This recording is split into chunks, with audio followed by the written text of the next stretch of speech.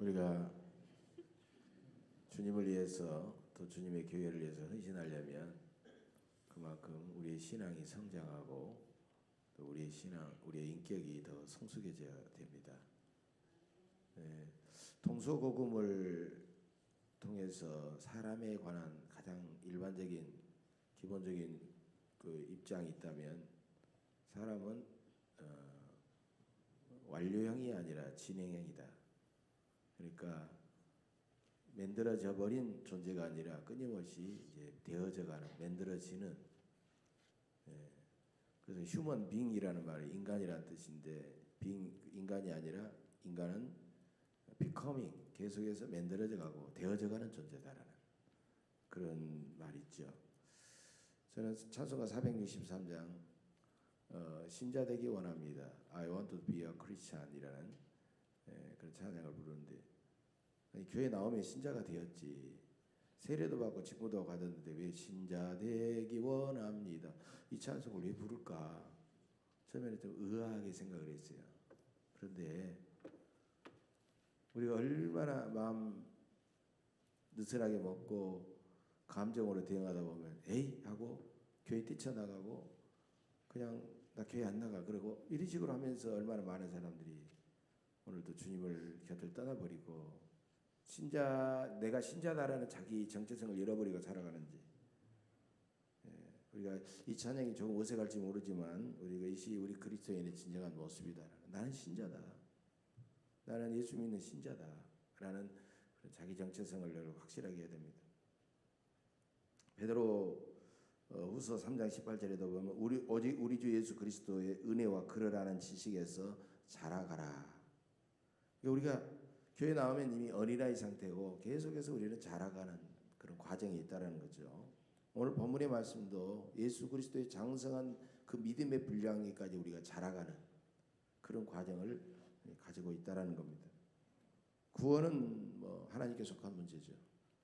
우리가 예수를 믿으면 그 믿음으로 우리는 구원받지만, 우리가 그 구원의 은혜에 감사하면서 기도하고 말씀 보고 찬양하고 막 최선을 다하면요, 우리의 신앙이 막 성장하고 우리의 인격이 성숙해지는 그런 것을 경험하게 되는 것입니다.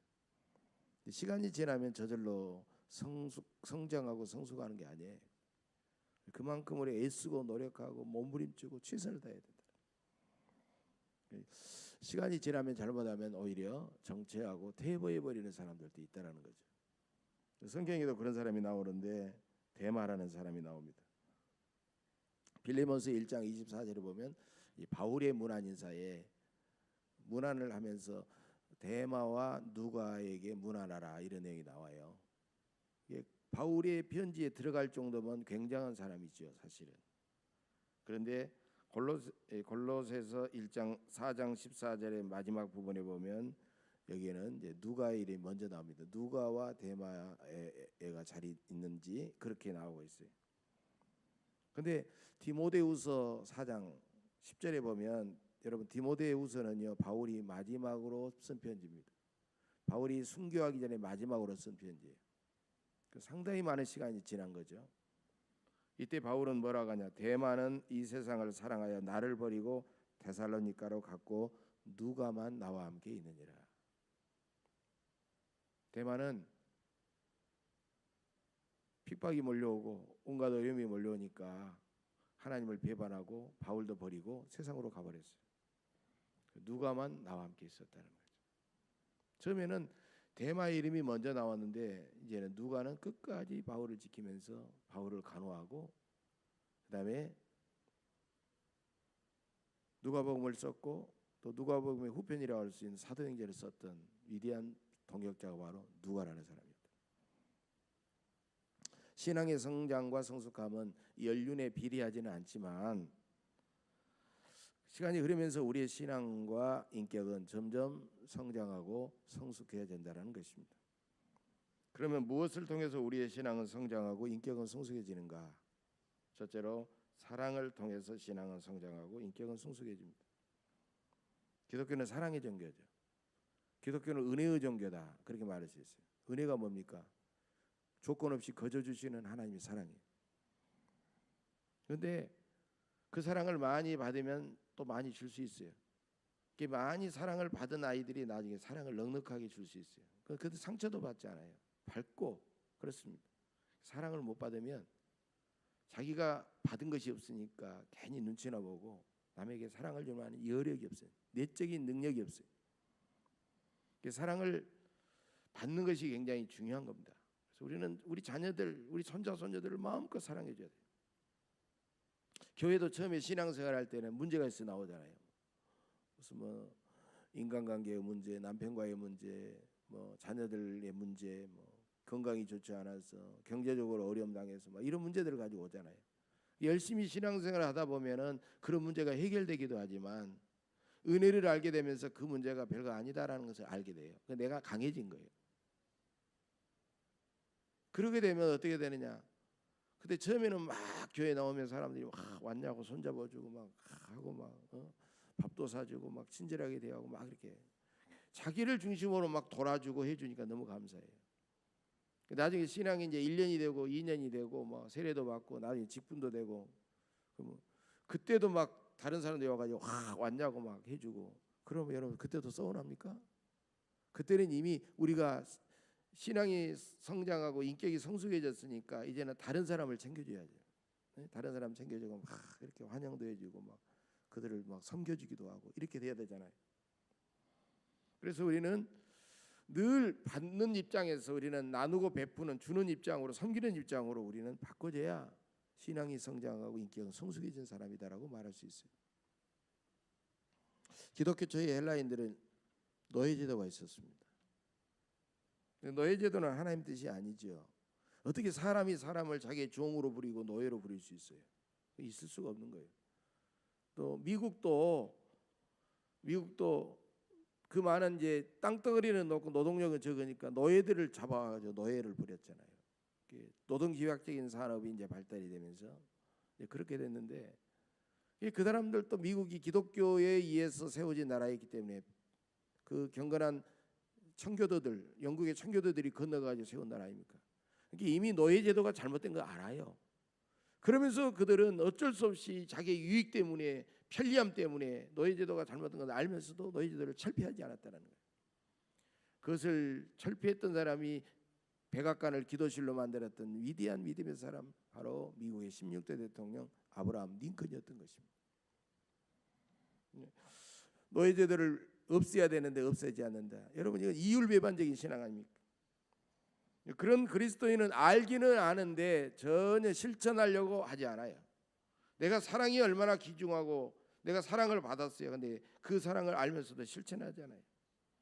그래서 이런 사람을 가리켜서 유명한 마틴 루터킹 목사님은 교리에는 고혈압 신자요, 행동에는 빈혈증 신자다 그렇게 말하고 있어요. 우리가 많은 기독교 교리를 알고 있어요. 넘쳐요. 고혈압이에요.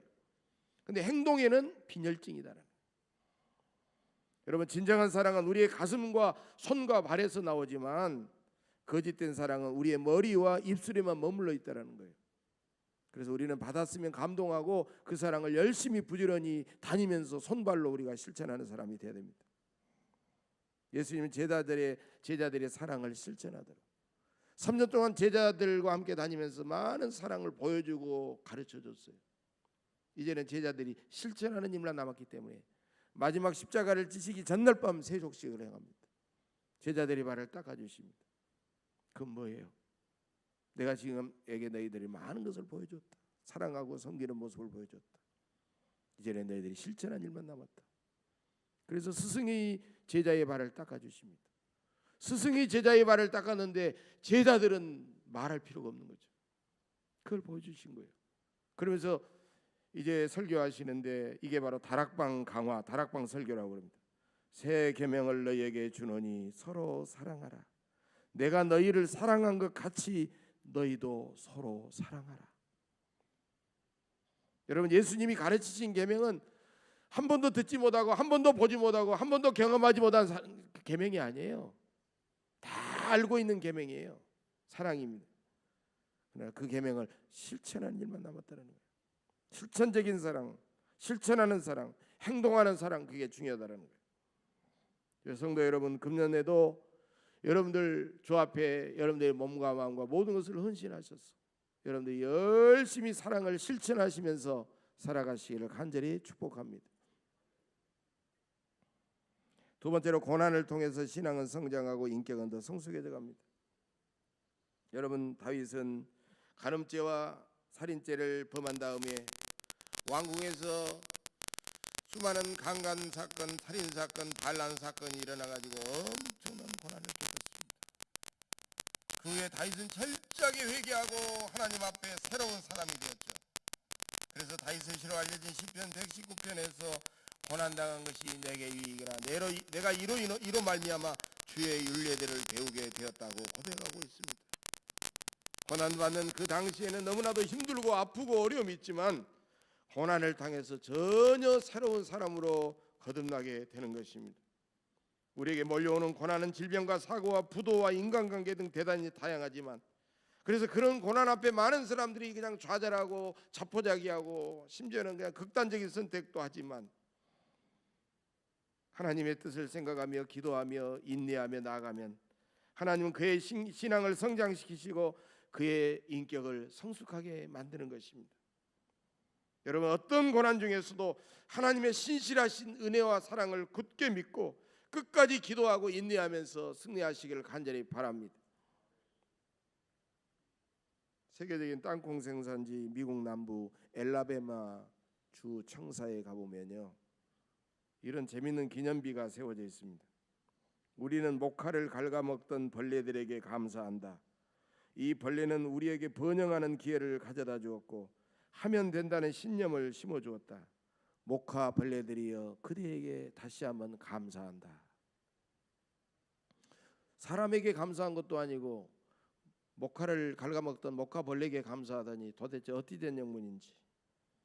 여러분, 미국의 동남부에 있는 엘라베마 주는요, 19세기 말까지 주요 산업은 목화 농사였습니다.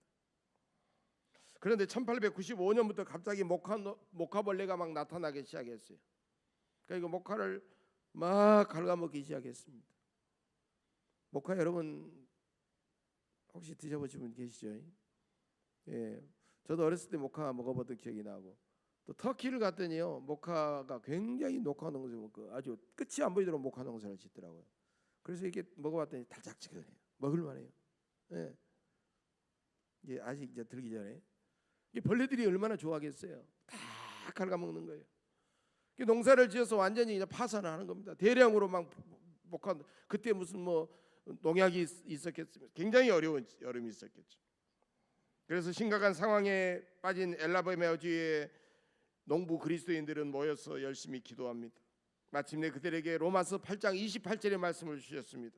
우리가 알거니와 하나님을 사랑하는 자 곧 그의 뜻대로 부르심을 입은 자들에게는 모든 것이 합력하여 선을 이루느니라. 자, 우리가 어려움 당했는데 하나님은 우리에게 모든 것이 합력하여 선을 이루는데, 목화 벌레 때문에 우리가 완전히 농사를 폐농을 하고 파산을 하는데 이거 도대체 무슨 의미인가? 하나님이 우리에게 어떤 길로 인도해 주실지 막 그들은 기도를 했어요. 그들이 낙심하던 그들이 오히려 원망하지 않고 오히려 감사하면서 기도하자 하나님께서는 얼마 후에 목화 농사 대신에 땅콩 농사를 지으라라는 그런 아이디어를 그들에게 성령으로 들려주셨어요. 자, 땅콩 농사를 짓고 풍년이 들었습니다. 어마어마한 땅콩들이 쏟아져 나오게 됩니다. 그래서 땅콩에 대한 수요의 여러 가지 방법들이 개발이 되면서 땅콩은 전 세계로 팔려나갔고 목화 농사를 지었던 때보다도 훨씬 더 많은 이익을 창출하게 되었던 것입니다. 그런데 나중에 그때 즈음에 막 여기저기서 이제 값싸고 질긴 나일론이 막 본격적으로 이제 개발이 되어 가지고 막 쏟아져 나오기 시작했습니다. 그들은 깜짝 놀랐습니다. 만약에 값싸고 질긴 나일론이 쏟아져 나와 가지고 목화의 수요가 줄어들고, 그래서 만약에 폐농이 되면 그때는 이미 몇 년이 지나야 우리가 어떻게 살아야 될지 답답한 상황이었는데, 미리 목화벌레를 통하여 그들이 폐농과 어려움을 겪게 하셔서 기도하고 준비하게 하심으로 이런 놀라운 땅콩 농사로 대체할 수 있는 그런 길을 하나님은 열어주셨다는 거예요.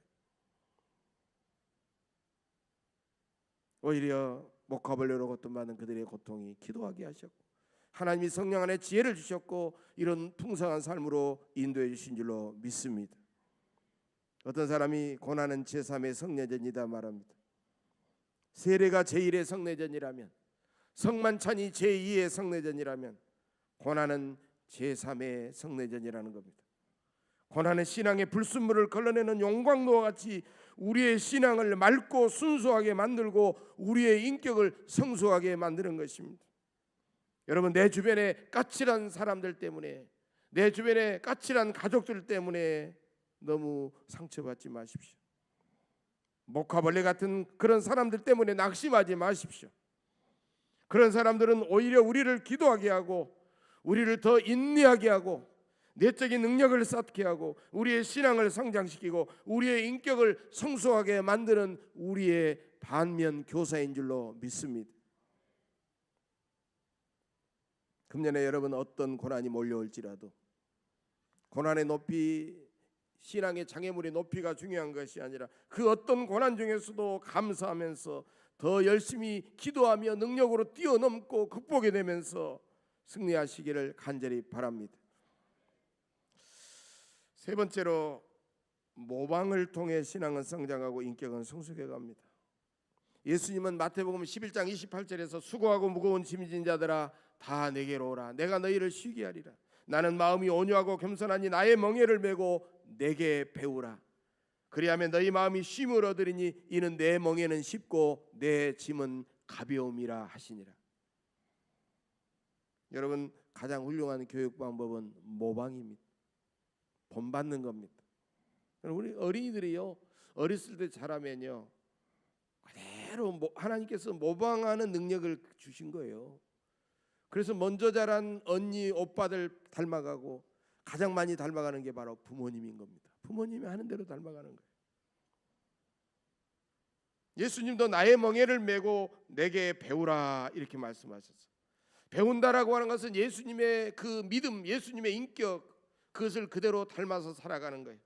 예수님처럼 십자가를 지고 예수님처럼 살아가다 보면 우리의 인격과 신앙은 예수님을 그대로 닮아가게 되는 것입니다.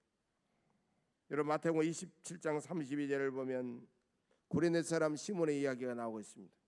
예수님이 십자가를 지고 쓰러지고 십자가를 지고 쓰러지고 가니까 도저히 이제 진도가 안 나가는 거예요.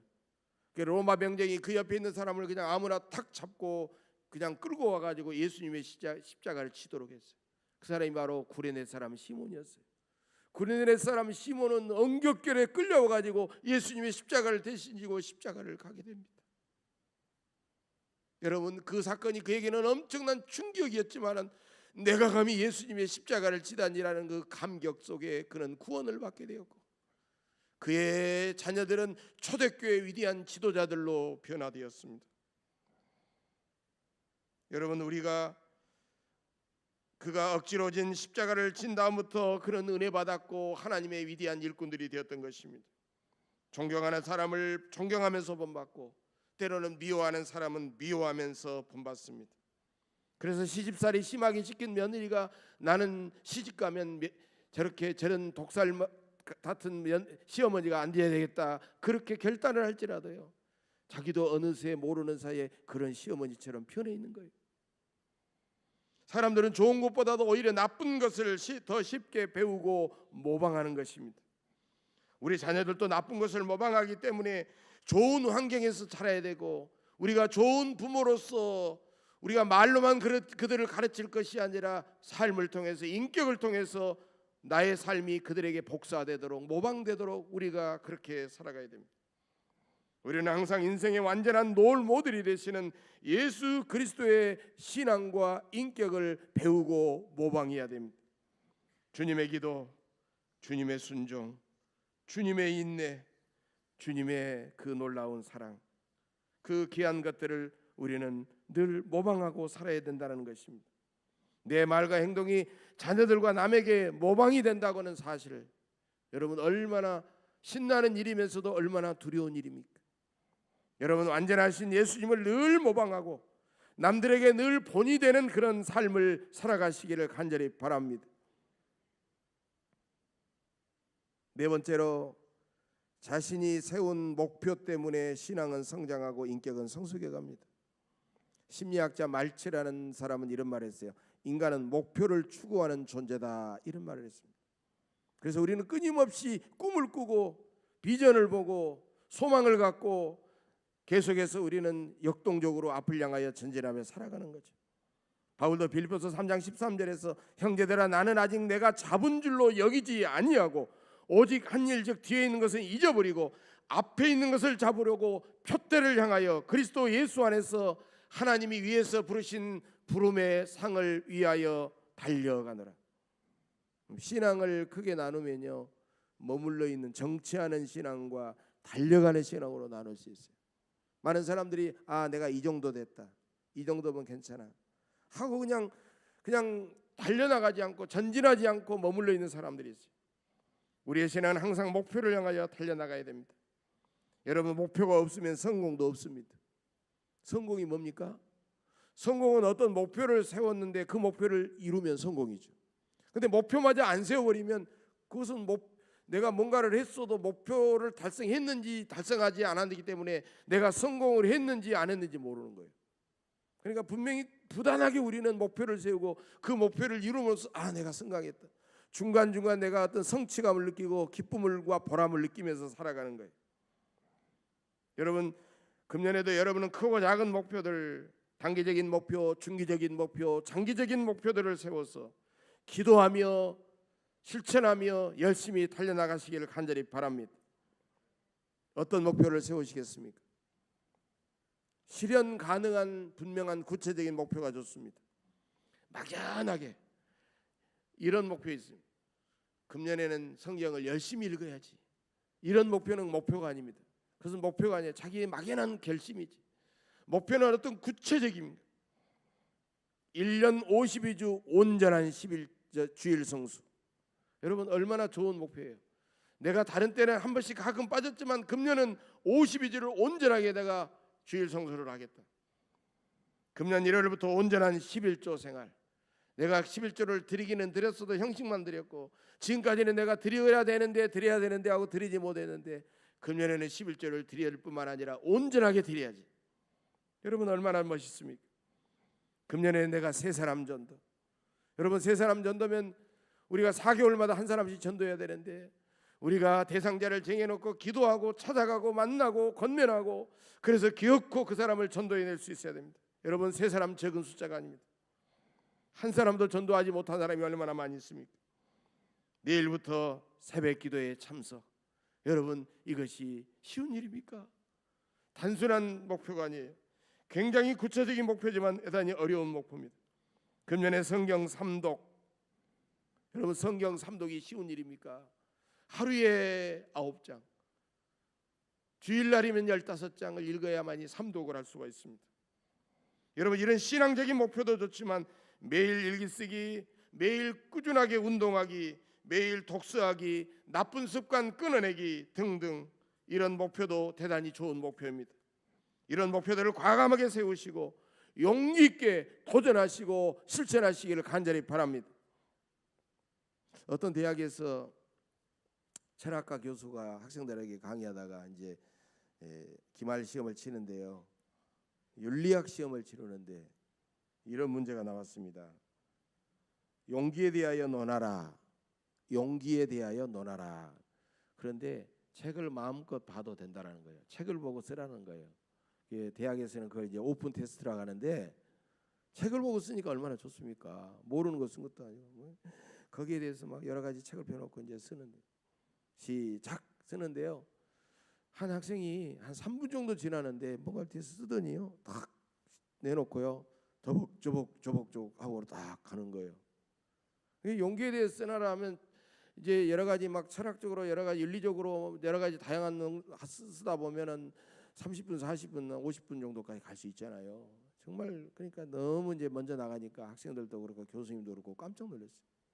세상에 그래도 오픈 테스트인데 책을 보고 쓰는 건데 저렇게 나갈 수가 있느냐, 그러면서 혀를 차고 끌끌거리고 그렇게 했어요. 그런데 놀랍게도 그 학생이 그 시험에서 교수님한테 유일하게 A+ 만점을 받았습니다. 여러분 A 플러스 몇 점입니까? 95점 이상을 A 플러스라 하잖아요, 대학에서.